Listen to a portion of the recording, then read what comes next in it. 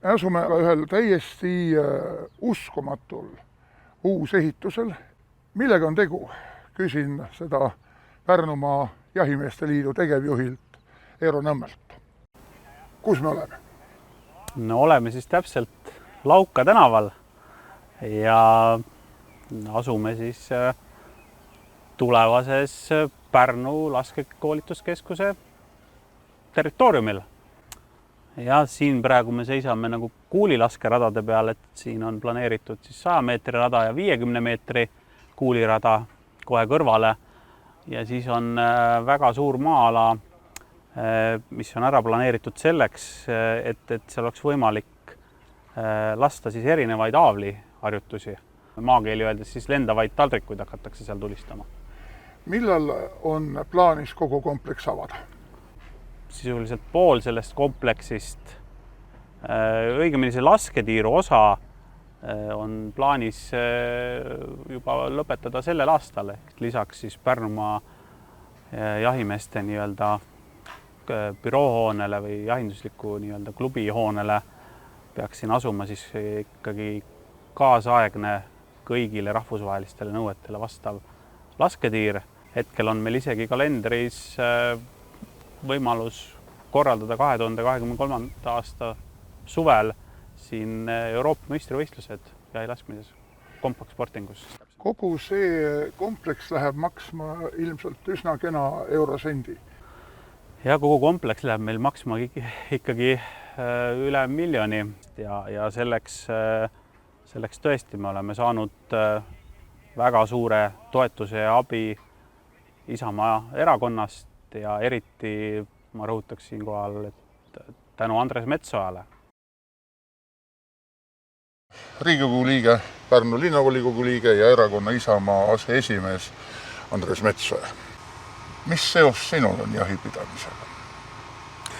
No ega siis jahihooaeg ju oktoobris on kohe algamas, isegi 15. september vist, kui ma ei eksi, hakkab varitsusjaht. No eks poliitikutel ka juba see varitsusjaht käib, aga püssid hakkavad paukuma siis sellises ülekatud tähenduses poliitikutel ikkagi väga tugevalt samamoodi sellel sügisel. Ja ütleme siis, mis puudutab küttimist ja laskmist, siis ma olen alati seda meelt olnud, et need mehed, kes metsa lähevad, nende silm peab olema täpne ja pauk peab olema konkreetne. Ja jahipidamise kultuur tegelikult sellest ikkagi algabki, et on head kogukonnad, mehed ja naised, kes käivad koos ja selleks, et metsas head tööd teha, tuleb ka vahepeal trenni teha. Ja siin ma saan aru, et on kerkimas siis see keskus ka riigi toel, kus Pärnumaa kõik jahimehed ja ma saan aru, et väliskülalised tulevikus saavad hakata oma silmad eritama. No nii palju, kui ma tean, on sinul selle konkreetse objekti saamisloos ikkagi päris oluline osa. No tegelikult kõige olulisem osa on ikkagi Pärnumaa jahimeestel, kes on seljad kokku pannud. See idee on idanenud pikka aega. Ma mäletan, ma olin maavanem toona, kui tuldi nende paberitega esimest korda minu juurde, näidati, et võt sükst asja võiks teha. No eks siis kõigile tundus jällegi, et üks hull idee, aga neid on vaja. Ja neid eestvedajaid on vaja, raha ikka maailmas leitakse, kui on tahtmine ja kui on ka omapoolne selline tugev initsiatiiv. Nii et tõepoolest niinimetatud katuserahadest on siia saanud siis riigi eelarvest, maksumaksja rahast ka minu tagasihoidlikul toetusel väike panus anda ja mul on selle üle hea meel, et ma tõesti loodan, et kõik saavad sellest abi. Sa mainisid, et jahihooaeg on kohe algamas. Ma saan aru, et 30. augustil toimub esimene tõsine ajujaht. Aga kuidas on praegu erakonna Isamaa seis? Ma vaatan neid iganädalasi reitingu tabeleid ja tahaksin küll küsida, et kas juba ära ei tüüta seal sellise 5-6% piires kõikumine? No loomulikult tahaks olla esimene igas võistluses ka seal, kus nii-öelda pügalaid kokku loetakse, aga no ega stabiilsus ei ole ka halb asi. Küll tõsi, seal künnisel No ju siis me ikkagi ei ole suutnud valimiste vahelisel perioodil, ükskõik kas olles siis võimul või olles opositsioonis nii Pärnus kui riigis, ennast piisavalt arusaadavaks teha ja see töö siis meil seisab jälle valimiste eel ees, et eks me seda tööd iga päev püüame teha ja rääkida, miks Isamaad kui erakonda, kui meelelaadi on Eestile vaja. Püüame seda teha lihtsamal viisil ja vähem nii-öelda kasutades selliseid loosungeid või väljaüüdeid, et kes on loll ja kes on laisk ja mina pean üksi rabama, eks ole, aga tundub, et me elame ajastul, kus inimesed vajavad niisugust emotsiooni üle võlli emotsiooni ja võib-olla me ei ole suutnud seda pakkuda. Pärnust rääkides on siin nüüd päris tükk aega toiminud koalitsioon, kus on üks enamhääl, aga nad on selle ühe enamhäälega päris hästi manageerinud. Kui nüüd see opositsioon võtab ikka tõsiselt plaani sügisel võimu vahetada, siis oleks vaja vähemalt 22 või veel parem 23 kohta 39-liikmelises volikogus. Jah, ega koalitsiooni saab alati teha enamushäältega.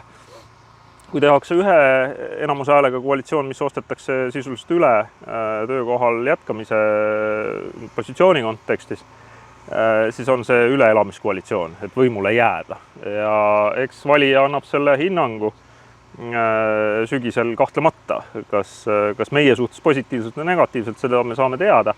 Ja milliseid koalitsioone siis on võimalik teha, eks siis matemaatika seda selgelt näitab, aga et tänasel koalitsioonil on probleeme või erimeelsusi, ega see ei ole üllatus, alati neid kõigil on, aga kas või sellised olulised dokumendid nagu haridusstrateegia, kui üks koalitsioonipartner ütleb, et see on ikkagi et palju tööd on tehtud ja eks me peame ta vastu võtma, aga tegelikult on ta ikka nagu halb, siis sa laiutad käsi, et kui oled võimul, siis teegi selliseid asju, kujunda sellist tulevikku, nagu see õigeks pead, eks. Et see oli konkreetselt EKRE suunalt väljaütlemine, kui me jällegi vaatame, et Pärnu linnale valmib uus siis selline sissesõidu püstak või kuidas me siis nimetame, postament, et tere tulemast Pärnusse ja seda öeldakse, et oi, see on nüüd ikkagi kuidagi väga Euroopa Liidu lipu kuidagi moodi, siis jälle paneb imestama, et tehke siis see, mis on õige, et võimul olles ei peaks iseennast iga päev kritiseerima, see on üks asi,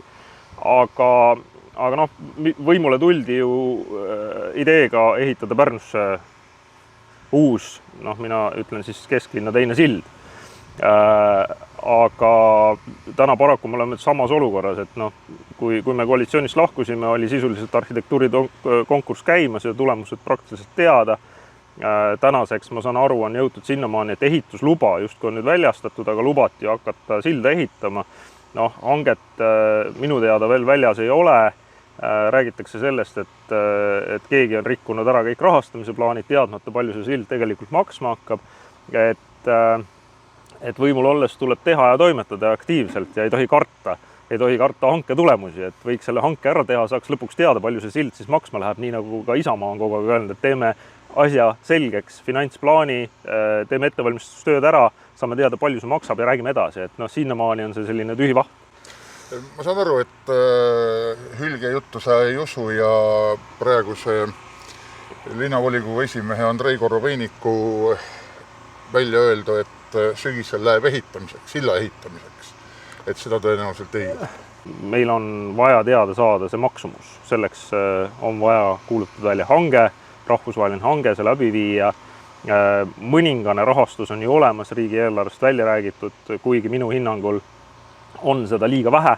Juba tollel hetkel, kui me seda käisime rääkimas ja ka Kadri Simson oli toona, siis olime koalitsioonis, oli ministriportfelli hoidmas, siis sai kokku lepitud algne lähtepositsioon, mida me ise soovisime, aga täna ma saan aru, et kõik saavad aru, et seda me küsisime liiga vähe.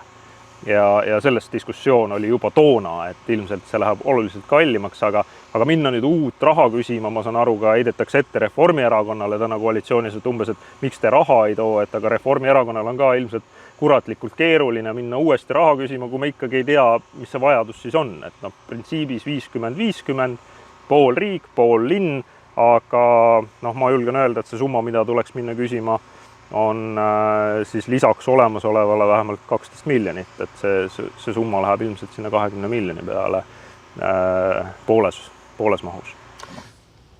Räägime natuke plaanidest.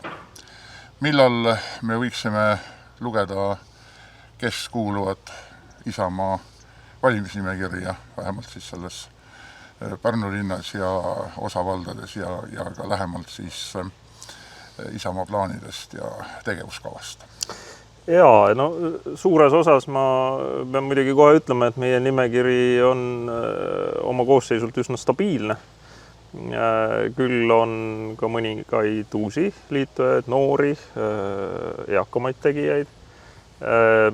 Meil on plaanis augustis korraldada üldkoosolek ja üldkoosolekul siis räägime läbi oma programmi põhipunktid, kuidas me näeme Pärnut nii 4 kui ka 8 aasta pärast.